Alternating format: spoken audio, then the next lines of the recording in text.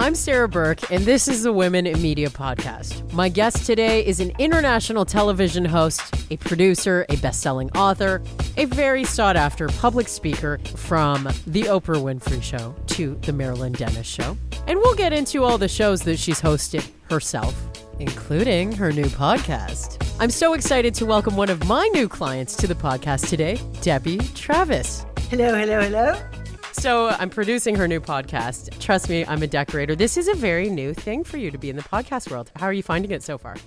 I love it actually because you can do it in your pajamas and stuff, but it's a whole other language, you know. So when you've got a television language, or I guess if you're in the theatre, so you've got to learn all those words again, and of course it's quite technical, but yeah, it's a lot of fun. Once we actually do the podcast, I love it. I really love just chatting away. I've always liked that. I've loved public speaking and inspire people and help people kind of follow their own dreams, really. You're quite the dreamer yourself. I mean, I've only learned so much working with you for it's maybe been a month and a half now. But your story's super inspiring for women, especially. I think you've taken a lot of risks in your life. Many leaps of faith is probably the right way to put it, both personal and professional. I know you talked about this a little bit on your podcast, but let's go back to the beginning and you deciding that you need to be a public figure. When did you know you wanted to do something with television and speak to audiences? Well, that all came about, I think, by accident. Basically, blame it on sex. Did I say that out loud? God. I left home very young. I come from a large family and I was the eldest and completely ignored. And so at kind of 16 and a half, 17, I got on a train. I came to London from the north of England. And that was, I think, the best thing I ever did because you're on your own. You have to make it happen. You have no money. I look back and I think, God, how did I have the guts to do that? And so I started modeling because it was the easiest thing to do without any brains. And well, of course, you did end up needing brains. But when I was 18, I was sent to Japan. And it was the big trend of what they call gaijins, which were non-Japanese girls. And I don't think I'd even been to Europe. I mean, I'd been nowhere. And I got on a plane to Tokyo. And I was there for over a year and made a lot of money and brought it back and bought my first flat. And really started what they used to send. I don't know what they do now, but they would send a girl, your agency would send you to Amsterdam for 2 months. They'd send you to Germany for 2 months or for Milan. And I started doing a lot of television commercials for really old lady dresses and stuff, not particularly exotic. And one day I was doing a commercial, having makeup done, and you pretty much the bottom of the, it's like 10 girls, racks of clothes and everything. Anyway, there was this really old woman. She was about 25 and she had this massive red hair and she was rushing around and she had this clipboard. I remember it was yellow. She had a yellow clipboard and she's going, you over here, you here. I said to the makeup artist, oh my God, what does that woman do? What is her job? And he said, she's a producer. Oh, I said, I want to be a producer. How do you be a producer? And he said, well, you have to be very bossy. I said, oh, I can do that. And he said, well, if you want to work in television, you have to kind of hang around the pubs in London where the television people hang around. And I did. And I ended up getting an internship. Years later, I was about 22 at a studio. And then eventually I ended up at the BBC freelance. I just loved everything about it, everything. I tingle walking into White City, which is the famous BBC studios. I mean, it wasn't about being famous or anything like that, because I was obviously sweeping the floors. But I absolutely loved it. And bit by bit, I kind of got better and better. And then I'd started a little production company. Of course, never made any money. But I ended up getting our financer to send me to Cannes to the film festival. So I took 3 other people. And on the first night there, which was actually the CBC party, I'd never really heard of Canada. I had never heard of the CBC. All I wanted to do was go to some of the best parties, and your tax dollars were paying for fabulous parties. Anyway, the first night there, I met this very cute guy and I married him 3 weeks later and moved to Canada. So that's why I said blame it on sex. Hans was a film buyer. He was buying, it was when video came out, VHSs. Anyway, so I ended up painting houses. And when I'd left London, there was a big trend of paint finishes. And my best friend and I were going to go and do a course. And we ended up following this guy, who I'm still married to today. And but she did the course. So we bought our first home, and I started painting the moldings to look like tortoiseshell, the baseboards like marble. I mean, my house looked like, God knows, but it was an old Victorian house. Anyway, bit by bit, I started to make friends. And then people would say, oh, can you come and do my fireplace? Or could you come and do my ceiling like clouds? And, so I did this for about 4 years, and I started a studio. And then Bloomingdale's in New York rang and said, can we send our window dressers to come and learn how to do this? I'm like, anyway, it just grew and grew. Wow. And then a lot of people, VHS was the time of Jane Fonda, and how to and DIY was all exploding. So I'd got a huge client, and I'd done this enormous job. And so I had quite a bit of cash, and I thought, I'll make a video. Some of your listeners might go, oh my God, I remember that. It was called Decorative Paint Finishes Made Easy. And I sold 1 million copies in America and Canada. And it was sold through gift shows and gift stores and things like this. So it was like, what? But it was the trend. Every young mum wanted to send their kids off to hockey in the morning and then get up a ladder and sponge their walls and marbleize it and stuff like this. And then I started to get invited on radio shows. And television. And television. There was no podcast in those days. And TV shows all around North America. Morning shows, a lot of the morning shows. Anyway, there was a big one in Canada, the biggest kind of national show. And the producer there, who's now runs everything, had said to me, have you ever thought of turning this into a TV show? Because every time you come on, I mean, I remember going on with Tom Hanks, and they cut his segment short. And he was like, he said, why? And he said, because Debbie's here. And he was like, what? And he said, well, she's showing people how to strip off wallpaper, and I really think it's more important. And he was like, oh my God, Rita would love that, his wife. And it just exploded and exploded because it was trendy. And so I created a show called The Painted House, and it was the beginning of cable. And cable was very special because it was specialty television. And it enabled people who wanted to, if you were into golf, you watched the Golf Channel. If you were into fishing, you watched the Fishing Channel. And if you were into decorating, eventually there was HGTV. So we did that show for 14 seasons, 7 years. And it became a phenomenal hit around the world, like 90 countries. And then I got kind of a bit tired because it was just me in people's houses. And what I realized was people are funny. Decorating is hideously boring. I mean, it really is. I mean, try going on a radio show talking about paint colors. I mean, it's boring. You need the visual, yeah. You need a visual, but it's not of any interest except for the person who's asking the question. So if somebody says on a radio show, well, in my hallway, on the left, no, on the right. Was it the left, George? Was it the left or the right? We want to put up pictures. And it's like, you have to learn the technique of speeding the questions up type of thing. So anyway, I thought that people were funny. So we created the first reality show around design.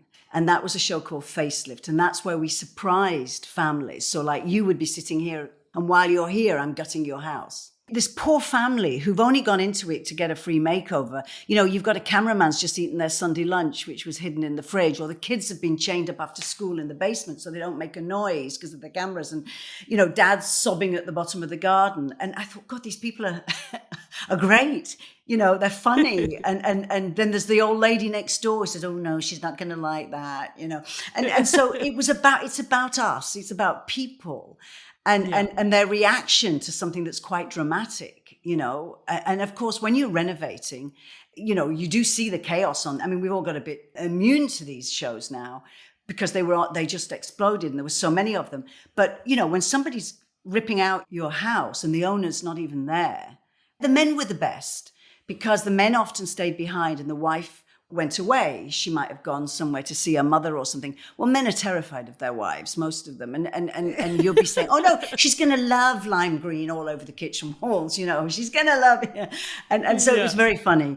And then that show we did for 6 years. And then I decided to do a show called From the Ground Up, where we bought a house in a place called Oakville. And it was a 60s ranch house, and we blew it up. So we filled it with dynamite and then exploded it. And it was the most amazing opening with me walking in front of this going, I bought a house and I blew it up. And then we rebuilt a house with young tradespeople, because I'm very passionate about the trades and believe that, there's a great career for people building and things like that, and craftsmen and things.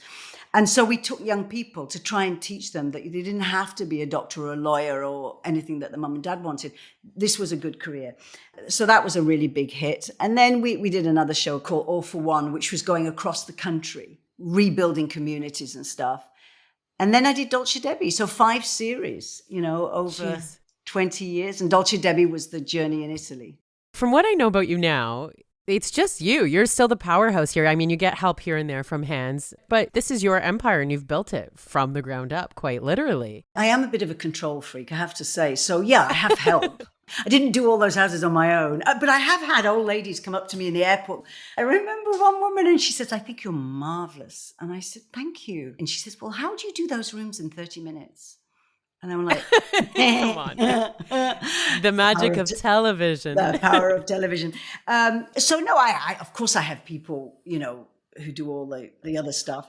I think what I'm getting at is decision making. You've been running the ship this whole time. Yeah.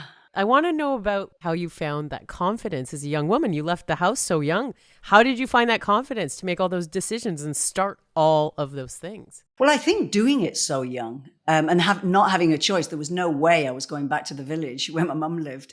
And London is a big, big city and you're young. And, it's, your generation are very shocked when they hear this. But I remember saying to my mum, because I'd left school, I'd been kicked out. And I said, Mum, I want to move to London. She went, all right, love. And then I said, well, I'm going to go get the bus. She was like, okay, do you want a cheese sandwich? Like, that was it. Not like take care of yourself or, pack She wasn't worried. She let you do it. You know what? She was too busy with the rest of the family. But when you talk to people my age, they were like, yeah, my mum was the same. And when I went to Tokyo, there were no cell phones. So we used to line up to use a call box and I would finally get my turn and ring home. And my mum would be like, oh, that's nice, dear. Like I was in the next town. I was in Japan, and she said, that's nice, love. All the best. Bye. And I'd been waiting an hour to use the phone. So it was a very different world. And so I think if you can survive that, if you can survive the modeling world, where you have to kind of stand in front of advertising executives when they've had a boozy lunch in a bikini, you can bloody well survive it. Sorry, can I swear? You can survive anything. You can survive anything. Yes. And so you get this kind of thick skin of rejection. And of course, the modeling world, it's 90% rejection. And in television, I was very lucky because I was the first. Nobody rejected anything. It was the other way around. Can you do more? Can you do more? Can you do more? And then there was a turn and we produced other shows. So our company, it wasn't just my shows. We produced lots of shows for the Food Network, HGTV, Discovery Channel, CBC, all kinds of shows. And then it became a harder mosh pit of the ruthlessness of the television industry. And for me, I got to the stage where I was no longer having fun. And I really do believe that if you do stuff, it's not fun all the time, but you're enjoying it. You enjoy what you're doing. But, there are days where it's like you're having to deal with somebody like me who can't find the on. Got to get on WhatsApp with Debbie and show her how to do the technology. Yep. Why does it not say on?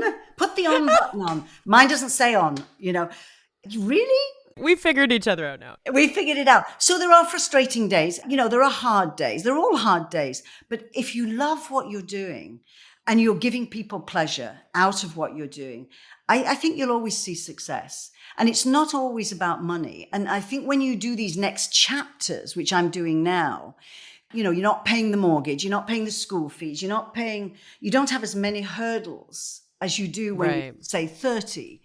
And of course, if you've got 4 kids, you're not going to say, okay, I'm giving up my job at the bank to go and open a bakery because Debbie Travis says it's so much fun and I've always, wanted to do it. It's maybe not the right time, but you stick it up on your vision board and you plan for it. I think that's the most fun, the planning. Okay, so talk to me about this turning point. I mean, I feel like I just had a turning point where, your life kind of gets shaken up, you make some decisions, you take some risks.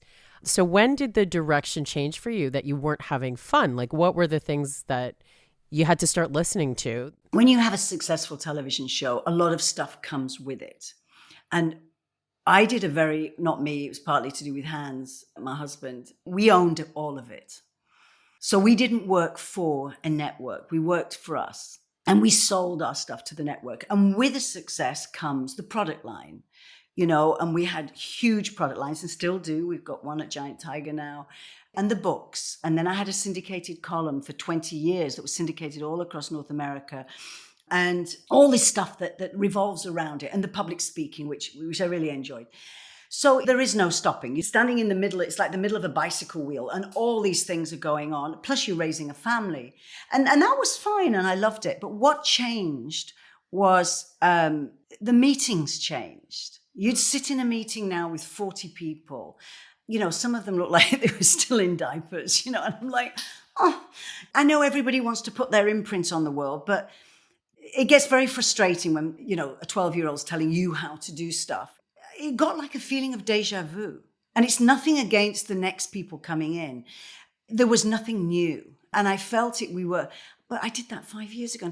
And I wasn't excited. And my big fear was, if I'm not enthusiastic and excited and curious and challenged, how are my viewers and listeners going to feel the same way? It's great we're doing this podcast, and we will do it until, I'm bored of Tommy, he's bored of me, we're bored of the world, because there's always in our lives something to talk about and to share, which is lovely.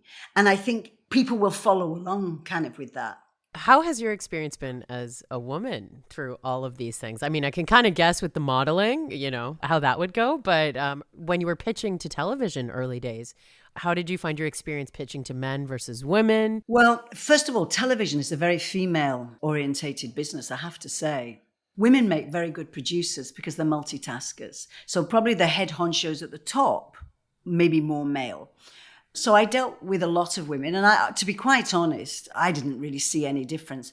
In the modeling world, oh my God, yeah, you could write a book on that. But it was a matter of, when I moved to London, we were very hungry and I lived with a few girls and we all did different type of modeling. I was not a catwalk model. If you ever see me walk, you'll see why. I did the bubbly magazines and the catalogs and all that kind of stuff. And then I lived with a girl who was did topless. And then another girl who was very long and lean, and she did the catwalks, the runways. And so we all did different stuff. Didn't have much money at the time. So we would pick up guys in wine bars and pubs and stuff to take us out for dinner because we needed the food. Right. And we'd steal the bread roll for breakfast and things like this. And we'd choose restaurants where we knew we could kind of get through the toilet window. So we knew when dessert was coming, this was the time to make a run for it. Or else we would have had to do something to pay for the dinner. And of course, 90% of the time we got out of there. So and we were really young and, definitely under 20. And so you were brought up kind of on the street in a way. We were survivors. When you got into situations, which young models always do, because often you're traveling and there's always some creep, if you've got a sense of humor and you've got friends, so you tell your friend, okay, how do we get out of this one? You need to build, young people have to build this protective layer, this street smart, which sadly I think a lot of them aren't because anymore, yeah. My generation became helicopter parents. So we haven't done them much of a favor. But that was it. We were tough. And so once I got into business, and I always kind of had an attitude of, look, if you don't want it, I'll go home. I don't care. I'll go back to London, and I really wasn't that hungry. And I think sometimes the less hungry you are to achieve, the more stuff comes at you. I wasn't desperate. There was always another back door. I'll clean houses. I would always be a survivor. So I never really worried about that. A funny story because, when you have a house in Italy, many people want to come and stay. So I had a woman who actually cancelled my television show, who wrote to me last week and said, I don't know if you remember Jilly, but, she was 6 months old when we worked together, but she's traveling through Italy and she wondered if she could pop in what, for a month to stay? And she cancelled my show. And I'm like, what? So, you have to have this. It's not always easy, but water's off a duck's back, and life throws crap at you. And that's the wonderful thing about getting older, is you've got this ammunition that you've saved up, built around you. And you look back when you're 20 and you think, oh God, how tough it was. All that stuff doesn't even bother you a bit today. Don't you think success and failure are complementary? I totally subscribe to that belief. Yeah. Well, failure is the best thing of all, because we all fail. You just don't have to ramble on about it. But it's those things, those are the lessons. You don't learn lessons from success. You buy a nice new pair of shoes, but failure is like, God, what an idiot I was. I'll never do that again. Learn from those mistakes. Don't learn, then you are an idiot. But if you learn from those mistakes, you grow. Looking back at your career, what's one of those big lessons, one of those big moments where you learned? Oh, God. I know there can be lots along the way, but what's one that really stands out? I think believe in yourself and believe in the people who believe in you. So I did have an amazing experience once, which minute by, when you have either a very traumatic thing happens or something that made a change, that tilted something in your life. And one of them was, I was standing in a shop.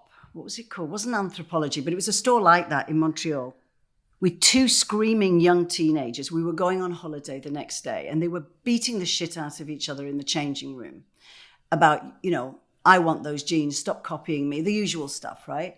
And my phone went and a woman said, this is the Oprah Winfrey Show.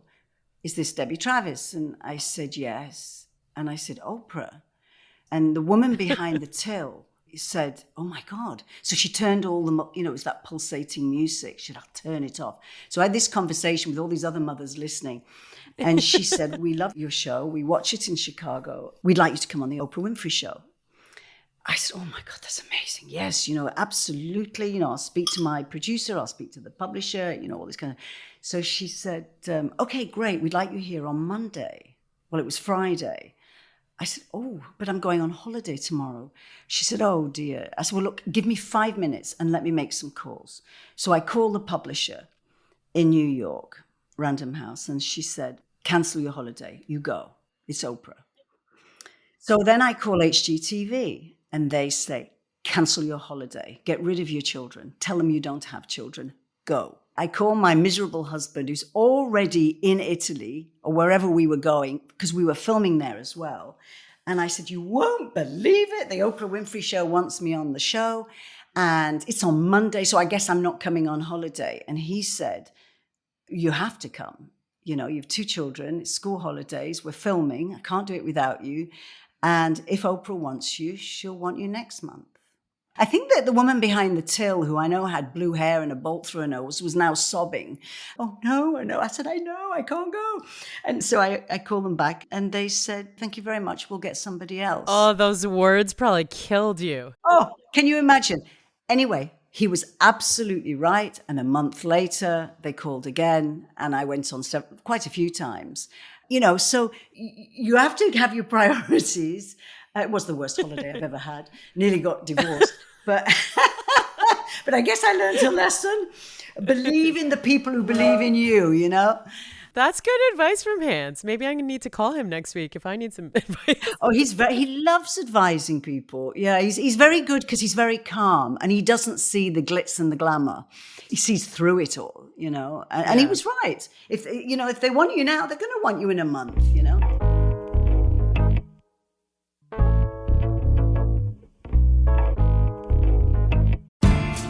I'm Don Amaro, and I want to welcome you to Through the Fire, a podcast about overcoming adversity, reframing misfortune, and celebrating courage. You'll likely know me best as a musician. Maybe you've heard my music or seen me perform live before. And at the heart of what I do is storytelling. How we come out of the fire may be the most interesting part of our stories. So I invite you to join us for some incredible conversations. Through the Fire is available on Apple Podcasts, Spotify, Google Podcasts, or at donamaro.ca. What about something that went really wrong that you learned from, like an actual failure? God, there's been so many. I mean, the worst thing that ever happened in the television side was You're laughing now. That's a good sign. when we did Debbie Travis's Facelift, which was not about facelifts, as I realized when I went on a talk show in New York, and the guy kept asking me questions about where my stitches were and things like this. And halfway through, I thought, he hasn't even read who I am. He hasn't even read The Boiler. But it was the first show, and it was a family we knew. The mother was sent away, and she did not know, but we were going to gut this living room. So we all went, and we had this van that we all jumped out of, and it was a sequence and stuff, and we ran in. And the father had said, I won't be in because I've got to take the kids to school, but the front door will be open. So the demolition of these shows is it's great television, and it's very, very fast. So there are cameras everywhere. You've got sledgehammers. You're ripping all this stuff out. Anyway, within 40 minutes, we destroyed the ground floor of this house. And I had an amazing director, a female director for Facelift, who I loved. And I had a thing in my ear, and she says, Debbie, walking up the path is George, and you need to go to the front door and meet him.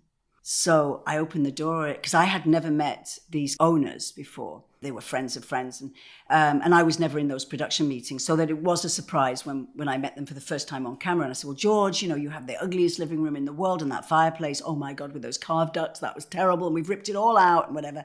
And he said, my name's Bill. George lives next door. And we had destroyed oh yeah, your mouth's open. We had gutted, within 40 minutes, the wrong house.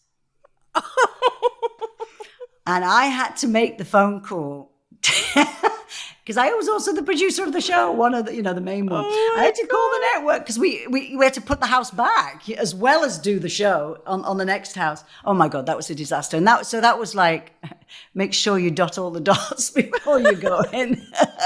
And then he said, and that fireplace with the carved ducks, I built that for my wife and I loved it. You better put it back.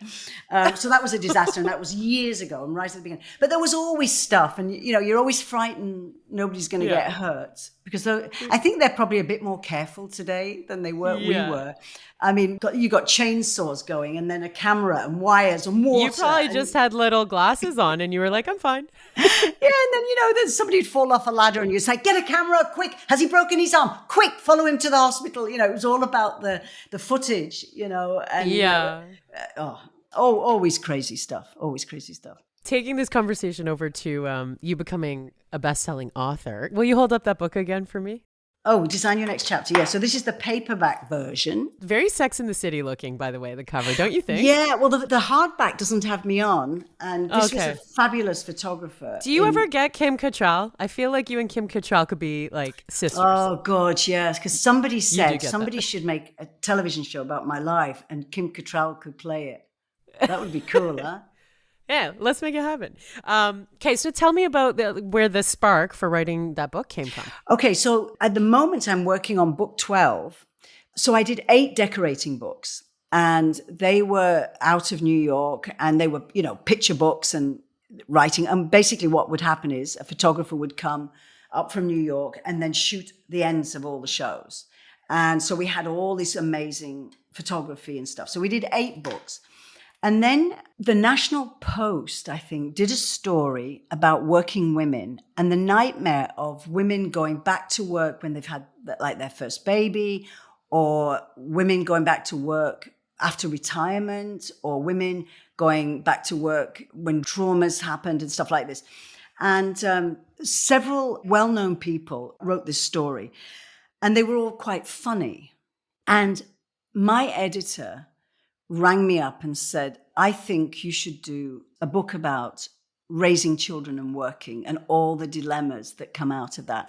So I wrote a book called Not Guilty and I loved it. I loved writing that book. And it was about the chaos of being a young mom. I was in my 30s, well, no, 40s, I think, but raising a family, amongst the work and the craziness that goes on at schools, the different type of mummies, the volunteer mothers, the yummy mummies, the mummies who, are really great with the kids, the mummies who never turn up, the mummies who are always late, So it was a very funny book. My children threatened to sue me, but that did not happen. But anyway, it was very good. And then a few years later, I was really doing a lot of public speaking to young women who going into business, young women, again, because of the chaos of family life and everything.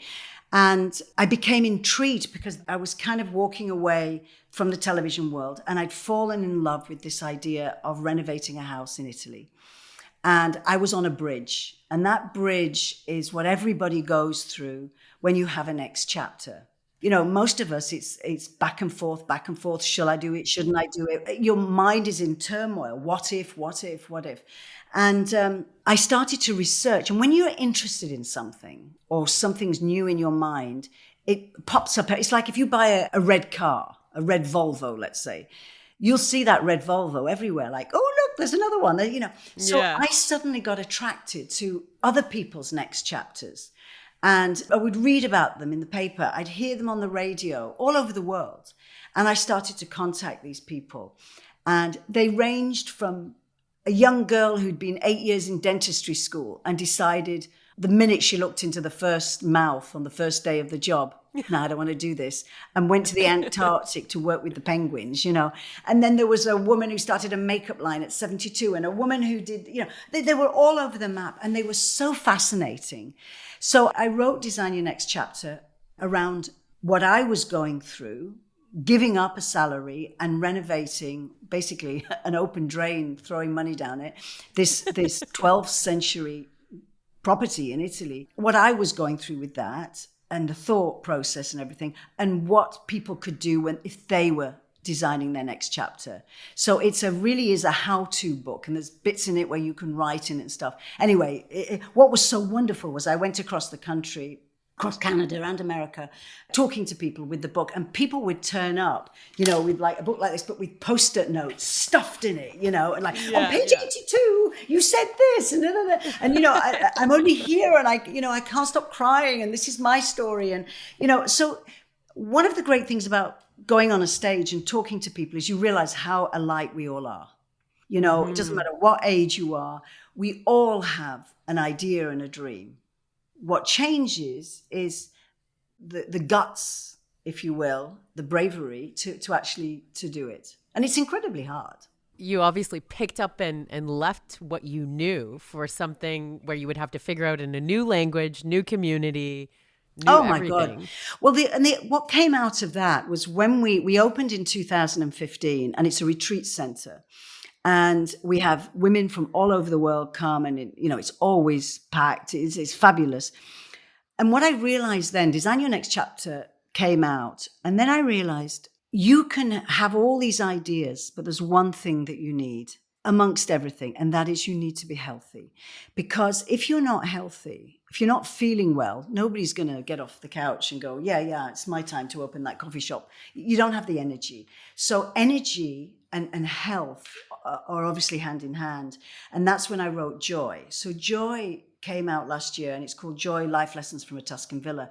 And that's really what these local people do to have some of the best longevity in the world and live a life of community and purpose, good food.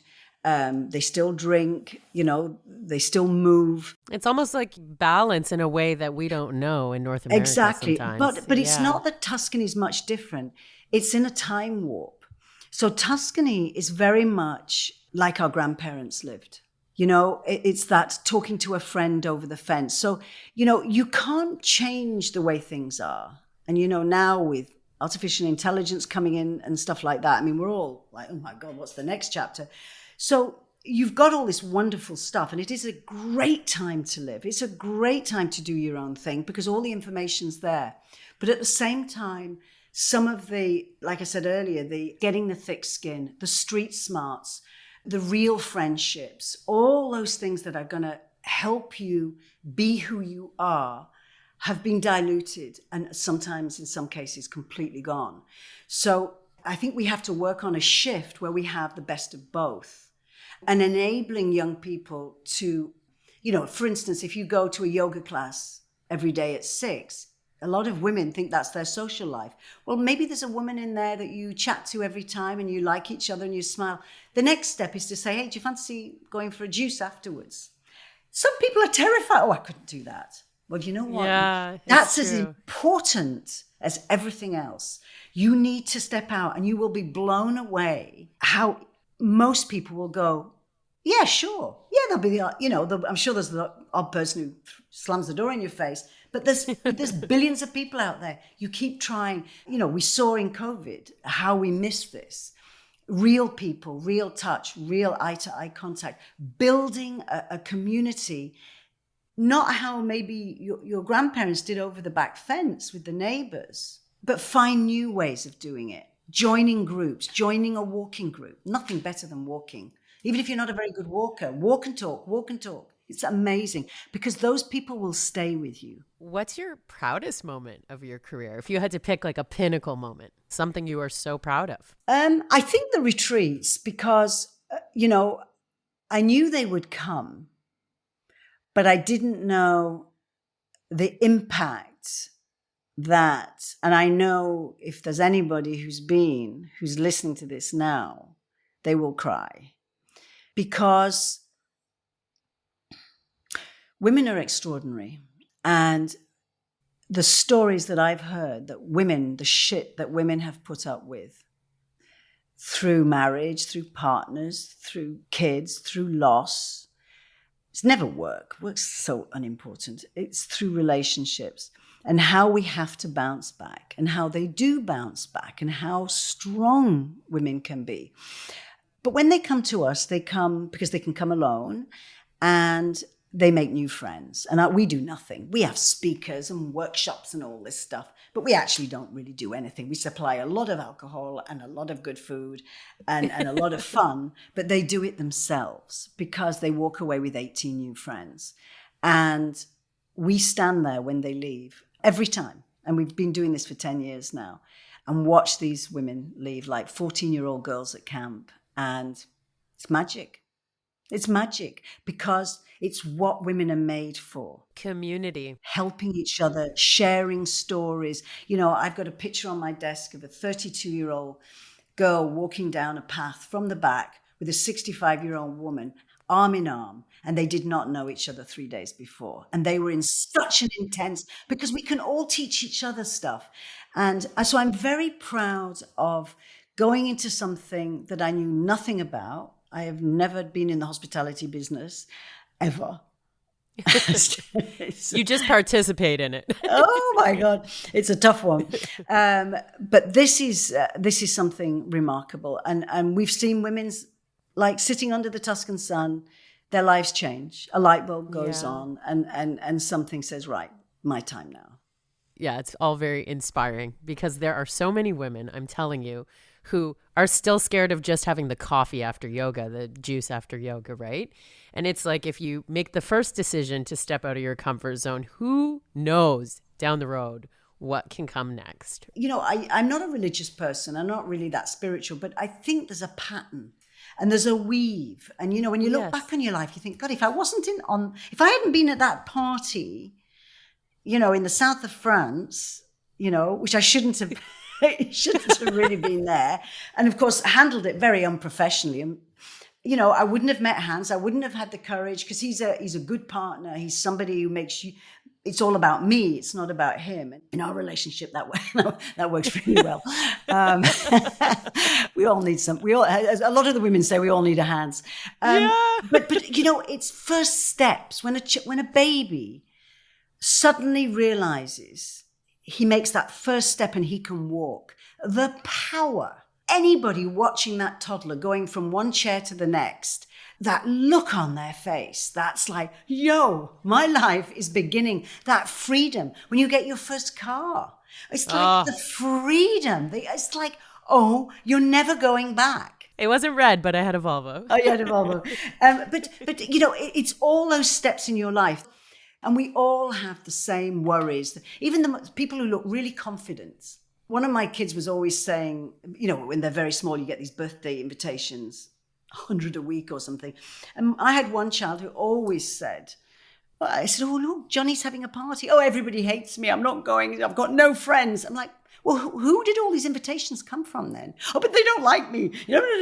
And then, of course, you pick them up at the party and you're the worst mother because they don't want to leave. And and so very often it's in our heads. And there are people literally living next door in your apartment building who are in the same boat. And it just takes a glass of wine, a cup of coffee, a couple of cigarettes, whatever your vice is, to talk. But it does take guts. But you're the loser if you don't have, A, the enthusiasm, the curiosity, and the bravery to step out of your shell. Yeah, and look how many times you've done it, and it just keeps paying off time and time again. Some pays off, some doesn't, and at my age, a lot of women say, oh, but I'm too old to do this. Why are you too old? We're going to live till we're 100 probably. If Debbie Travis can do a podcast, anyone can do a podcast. If I can press those buttons, I couldn't even get on Chrome before. And the thing is, I know I'll never be good at it because I've asked you the same questions every week. And I know I have a block in my head and I'll never be good at it, but I'm good at other stuff.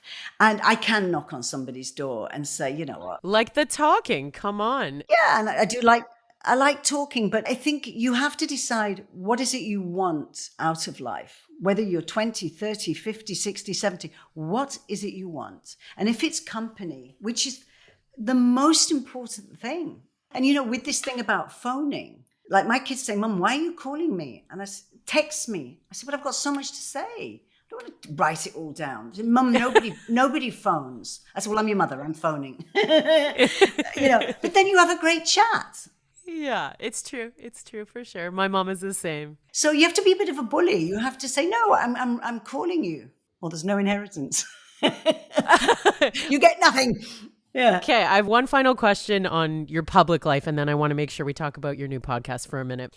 What about separating public life from family life and, when you were starting to have kids and all of that? My children actually don't do social media. Hans hates it, so I have to cut him out. So very often if it's a family picture, I put black circles over everybody's face. I think people don't think I even have a family. So they're not very keen on it. How old are the kids, by the way? Oh, don't ask. Old. But they have their own lives and stuff. But when they were young, when really it exploded, and I remember being in IKEA and some woman rushing up to me, and one of my children was young and he was quite afraid. But by the time I got home, I was kind of saying, oh my God, I was mobbed by all these people and everything. And this little voice said, no, Mum, there were 2 people. I was like, oh, shut up. You're ruining my story. There were thousands. They're kind of used to it, I don't like it when you're on holiday. Of course, yeah. We once went to an all-inclusive in Dominican Republic and half the hotel was Canadians and North Americans, and the other half, kind of on the beach, it was split, was German. So I had to go and sit among the Germans in my bikini. But it doesn't bother me. But then, of course, I moved to Italy, and I'd only been there a week, and we were renovating, and I kept seeing these old ladies in all black, and they kept going, SOS Debbie, every time I walked past, and giggle. Then you tell this story on the podcast. Yeah, and then these little children were running past and they changed the name of Facelift to SOS Debbie, and it was on 4 times a day. So I'm like, bloody hell, I'm in the middle of nowhere in these medieval towns and everybody's watching the show, dubbed into Italian. But you know what? I'm always nice to people because they buy your product, they buy your books, they watch your shows. So it doesn't really bother me that much. A girlfriend of mine just sent me a text this week just saying like, oh, I saw you're, producing a new show. And she's like, it's so funny. My laundry hamper, I was doing laundry the other day and I noticed it said Debbie Travis on it. But we're both from maybe a little bit of a different generation. Like I don't remember watching you on TV, but I'm also someone who I have never been very keen on like the decorating and all of that stuff. So it's like my mom, when I tell my mom like, oh, I'm working with Debbie Travis, my mom and dad are like, oh, that's amazing, right? So just the different generations there too. One thing that I really do love is when people kind of your age come up and say, that was the time I bonded with my mom, because I would come home from school and before I had to do my homework, we would watch the show. And that I really love. And, they were in repeats forever and they're still playing somewhere in the world. Only having worked with you for a month and a half or so, hearing your story, helping write your bio for the podcast page and all that stuff. That's why I was like, I have to invite her on my podcast immediately. Like, you've been through all the things and it's very inspiring, especially to the millennials like me. So thank you so much. Thank you. I think with the millennials, I mean, they've everything's there at your fingertips.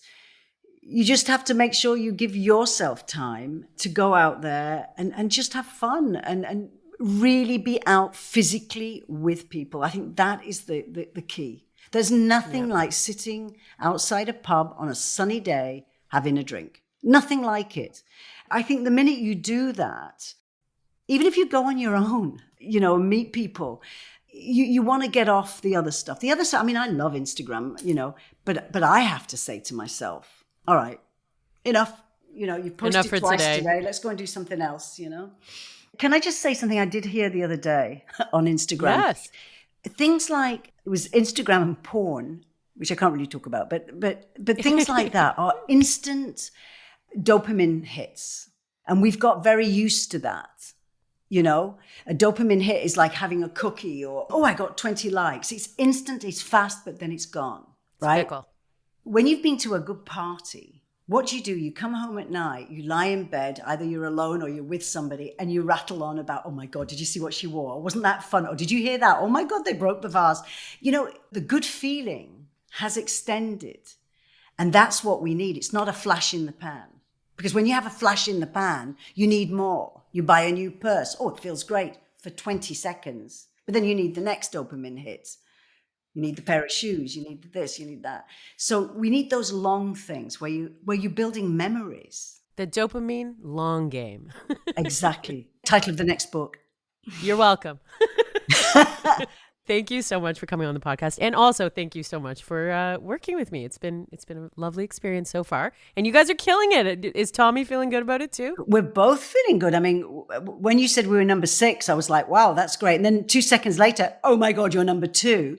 Okay, here for fun. I'm logging into our back end. Let's see how many downloads you guys have. Hold on. This is going to be fun. Okay. See, this bit I don't know how to do, so I have no clue. Oh, don't worry. That's what your producer's for. Yeah. So... Trust Me, I'm a Decorator. Total downloads. Is that how many people have listened to it? Yeah. So how many people have listened for a minute? Okay. At least a minute. 4,643. Is that good? You've been up for less than 2 weeks. So you have a new episode coming out the same day that this episode will release. So hop on over to the Trust Me, I'm a Decorator podcast and way more from Debbie and Tommy. Well, we had the guests we have on are going to be people that, some of them are well known, some of them are not, but they're people that we admire and kind of know. They're not just an agency booking them. And so it's very personal. So the last part of my podcast that I always do is it's kind of like a pass the torch on.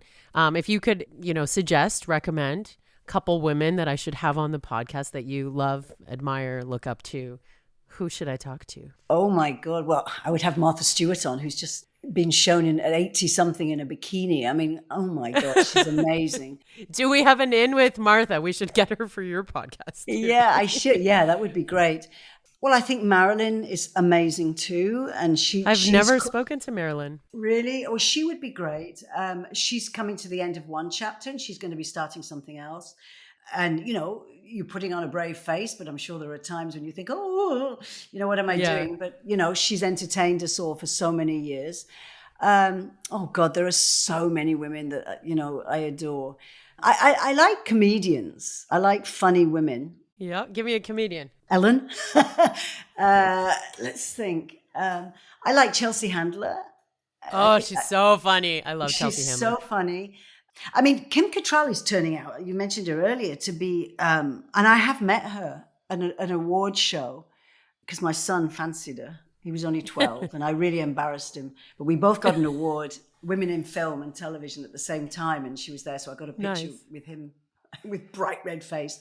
But, she's a woman who's now at this minute become very interesting because she really stood her ground on this Sex and the City thing. And now we've heard that she's going to be in it in a cameo. But she didn't back down for a long time. Nobody persuaded her. So she's done it on her own rules, which I think is good. I think any woman who stood up for herself are the ones that are fascinating, because that's what we all need to hear. And really, it's any woman who's kind of made it. There's so many loops that they've had to kind of jump You through. and the Oprah story even, right? It's very similar to what you're talking about. Well, yeah, if you could get Oprah on, that'd be really good. But listen, you're looking at these women, ask. That's the other thing. Always ask. You just ask. Can you imagine the next episode after Debbie Travis, Oprah Winfrey? I would die. I know. I would hang up this microphone and be like, career done. Bye. Yeah. But she is the most down to earth. And we've done a podcast with an amazing woman called Sherry Salata, who worked with Oprah for 25 years. And she started off as a runner at the show and ended up Oprah's right-hand person, and is a part owner of OWN. A career that is just phenomenal. And I said on the podcast, I'd met her all those years ago at the show. She would not remember me because she wasn't my producer. She was dealing with, Tom Cruise jumping on the sofa and all those big Hollywood stories. But she called me up 2 years ago and said, I heard about your retreats in Tuscany, and I inspire people through my books. And she's a public speaker, very, very powerful and very good. And she said, I'd like to bring them to stay with you. And I was like, is this a fake phone call? Yeah. And she came and she was wonderful. And we became friends. And of course, doesn't she speak well? She's so articulate. She thinks before she answers, but she's incredible. And things that really resonate, things where you think, God, I need to play that back and listen to that. And she's talking through, like everybody really, through their own journeys. So her journey of having the number one job in television, really, in the world, to what she's doing now, that journey is helping other people. I'll call Oprah and ask her to come on the show. Okay, thank you. Come on, you can do it. Thank you so much for sharing so much of your time and your story here on the podcast. Okay, my love. Thank you. Please check out her new podcast with Tommy Smythe. Once again, it's called Trust Me, I'm a Decorator. You can find out more at thetrustmepod.com, but I'm also going to link you in the show notes for today's episode. And a heads up, my next guest is Stephanie Purificati, who is one of few female agents that you will find in this country. Talk to you in a couple weeks. Thank you so much for listening.